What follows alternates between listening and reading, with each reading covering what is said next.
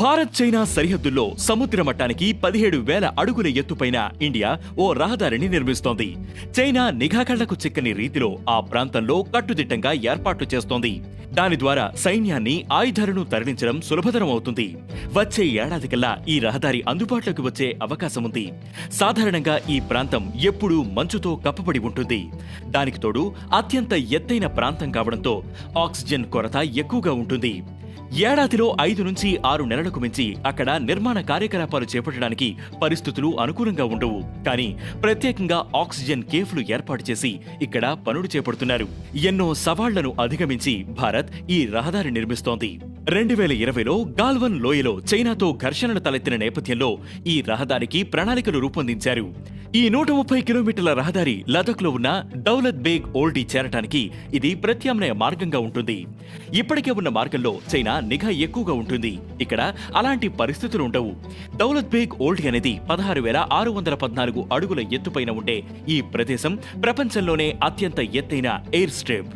ఇది కరోకరం పాస్, దెప్సాంగ్ ప్రాంతాలకు అత్యంత సమీపంలో ఉంటుంది. చైనా ఈ ప్రాంతం తనదిగా చెప్పుకుంటుంది.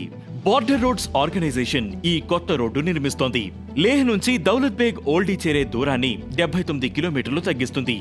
ఈ ప్రయాణానికి గతంలో 2 రోజులు పట్టేది. కొత్త రోడ్డులో కేవలం 11 నుంచి 12 గంటలు సరిపోతాయి. కీలకమైన సరిహద్దు ప్రాంతంలో సైన్యాన్ని, ఇతర లాజిస్టిక్, మిలిటరీ ట్రక్కులను తరలించడం సులభతరమవుతుందని రక్షణ రంగ నిపుణులు చెబుతున్నారు. మొత్తం బడ్జెట్ 500 కోట్లుగా అంచనా వేస్తున్నారు. అలాగే ఈ మార్గంలో ఉన్న 9 వంతెనలు కూడా ఆధునీకరించారు. భారీ వాహనాలు, ఆర్టిలరీ తరలించడానికి వీలుగా వాటి సామర్థ్యాన్ని 40 టన్నుల నుంచి 70 టన్నులకు పెంచారు. బోఫార్స్ ఇతర యుద్ధ విమానాలను తరలించి దానిని పరీక్షించి చూశారు. సాసర్లా దగ్గర 8 కిలోమీటర్ల టన్నెల్ నిర్మించడానికి అధ్యయనం చేపట్టారు. చైనా, పాకిస్తాన్లను సమర్థంగా ఎదుర్కోవడం అనేది భారత్ రక్షణ వ్యూహాలలో ప్రధానమైన అంశం. ఇండియా, పాకిస్తాన్ల మధ్య సరిహద్దులకు సంబంధించి మిలిటరీ డిమార్కేషన్ ఉంది. చైనా విషయంలో అలాంటిది లేకపోవడం సమస్యగా మారింది. 1962 యుద్ధం సహా అనేక సందర్భాల్లో 2 దేశాల మధ్య ఘర్షణలకు అదే కారణం. గాల్వన్ ప్రాంతాలను చైనా తనవిగా చెప్పుకోవడమే కాదు, తరచూ ఘర్షణలకు దిగుతూ ఉంటుంది.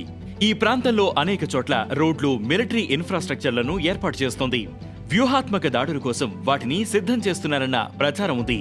అలాగే భారత్ కూడా దానికి ధీటుగా ప్రణాళికలు రూపొందిస్తోంది. భారీ సైన్యాన్ని సిద్ధం చేసుకుని అప్రమత్తంగా వ్యవహరిస్తోంది. అటు ఎల్ఏసీ దగ్గర చైనాతోనూ, ఇటు ఎల్ఓసీ దగ్గర పాకిస్తాన్ను సమర్థవంతంగా ఎదుర్కొంటోంది.